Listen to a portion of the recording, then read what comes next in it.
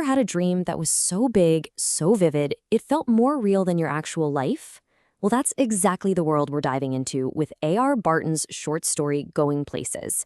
We're going to explore what happens when the wild fantasies of a teenager crash right into the hard reality she's trying so desperately to escape. And that really is the question at the heart of this whole thing, right? What do you do when the life you imagine for yourself is a million miles away from the one you're actually stuck in? This is the question that completely defines our main character, Sophie. Okay, so to get into this story, you've got to meet two friends who are basically polar opposites. First, we've got Sophie, the dreamer. Her head is always way up in the clouds. And then there's Jancy, her friend, who has both feet planted firmly, and I mean firmly, on the ground. This push and pull between them is really what drives the entire story. And this, right here, this is the core of Sophie's problem. Her dreams are just huge and glamorous, owning her own boutique, becoming an actress, a fashion designer. But her reality, the one her friend Jancy keeps reminding her about, is brutally simple. For girls like them, every single road leads to the same place, the biscuit factory. The difference is just staggering. And listen, Sophie's ambitions are not small, quiet daydreams. No way. They are these bold, loud declarations. She doesn't just want a little shop. She wants to be a fashion icon, like Mary Quant. She's going to have the most amazing shop this city has ever seen. You see? This is more than just a wish. She's building an entire alternate reality for herself, and Jancy is getting pretty worried. So you might be asking, what is it that fuels this desperate need for escape? Well, to understand that, you have to look at her home life. The suffocating, grim environment she goes back to every single day is the very thing that powers these incredibly elaborate fantasies. I mean, the story paints this really bleak picture of her home. It's a tiny, steamy room, just cluttered with stuff. Her dad comes home from work, grimy and sweating. Her mom's back seems to be permanently bent over the kitchen sink. This isn't just a backdrop, This claustrophobic world is the reason her imagination has to fight so hard to break out. And her family is not on board with her big plans. The second Sophie even mentions money, her father's reaction is instant and just painfully practical. This quote just says it all. Her fantasy is about glamour and self-expression. His dream is just a blessed, decent house. It yanks her right back down to the harsh reality of what her family actually needs. But there is one person in her life who seems to get this need for an escape. And that's her older brother, Jeff. This quote just captures him perfectly. He's a guy of very few words, and his quiet, almost mysterious silence is something that absolutely mesmerizes Sophie. You see, for Sophie, Jeff's silence isn't empty. It's like this blank canvas. She projects all of her own hopes onto it, imagining he's got this secret life out there in a world beyond their grim little house, a world full of interesting people and exciting places that she just desperately wants to be a part of. To her, Jeff is her one potential ticket out. So this intense desire to connect with Jeff, to impress him, to somehow get into his world, it leads her to create her most detailed and ambitious fantasy yet, a completely made-up meeting with a famous football star. And it's fascinating to watch how she builds this lie piece by piece. It's not just a simple claim. First, she makes the big statement, I met Danny Casey. Then she layers in these specific sensory details, like the color of his eyes.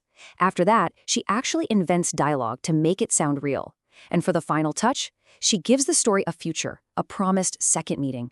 She isn't just telling a fib, she's building a whole new reality from the ground up. And her choice of subject? It's just brilliant. Danny Casey isn't just some random celebrity. He's the Irish Wonder Boy, a local football hero. And for a family that's obsessed with the sport, he's practically a god. This makes her fantasy not only incredibly exciting, but, and this is crucial, just believable enough to maybe work. Okay, so this is where it all starts to get messy. What began as a private story just to impress her brother starts to leak out. It takes on a life of its own and starts creating some very real-world problems for her. And the family's reaction really shows you the central tension here. Her dad, the ultimate realist, just dismisses it instantly. Another of your wild stories. But Jeff is torn. You can tell he doesn't quite believe her, but he wants to. He's that little glimmer of hope that maybe, just maybe, something magical could actually happen in their lives. You can literally watch this lie snowball in 3 key stages. First, it starts as a secret, something special just for Jeff. Then, it gets a jolt of real-world energy when the whole family watches Danny Casey score the winning goal. Suddenly, he feels a lot more real. And then finally, the dam breaks. Jancy finds out, and that drags Sophie's private fantasy out into the harsh light of public opinion. The stakes just got way, way higher. And you can just feel her panic when she finds out. This story was never for public consumption. It was a Jeff thing, something private and special that was supposed to build this connection with her brother. For someone as practical and down-to-earth as Jancy to know about it, well, it feels like a betrayal. It makes the fantasy feel cheap and opens it up to being ridiculed. So this all leads us to the climax of the story. Sophie has told her brother she has a date with Danny Casey. And now she has to go live out that lie, waiting for a guy who has absolutely no idea she even exists. The place she picks is so deliberate. She goes to this quiet canal, a spot from her childhood that's perfect for a secret rendezvous. I mean, even now, in this moment of truth, she's still directing the scene, setting it up perfectly for the fantasy she's so desperate to make real. At first, it's all pure, hopeful imagination. She can almost see him walking up to meet her. But as time ticks by, you can feel this cold thought start to creep in. The idea of his not coming. Her beautifully constructed fantasy starts to buckle under the silent, heavy weight of that empty bench. And this is the moment. This is when it all comes crashing down. The detailed stories, the green eyes, the desperate hopes, all of it just slams into one simple, brutal fact. He isn't coming. Reality has won. What's left isn't just disappointment, it's this deep, profound, crushing sadness.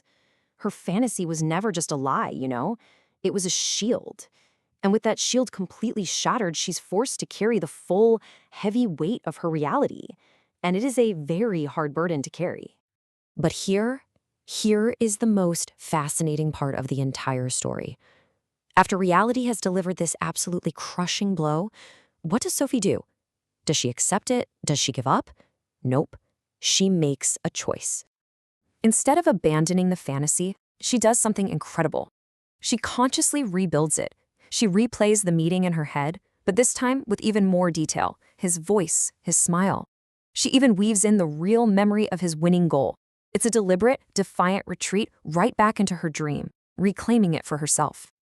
And that brings us right back to our big question, but with a new twist. In the end, Sophie chooses her fantasy over reality, so it leaves us wondering, is this some kind of victory, a worthy escape from a life that's too hard to bear?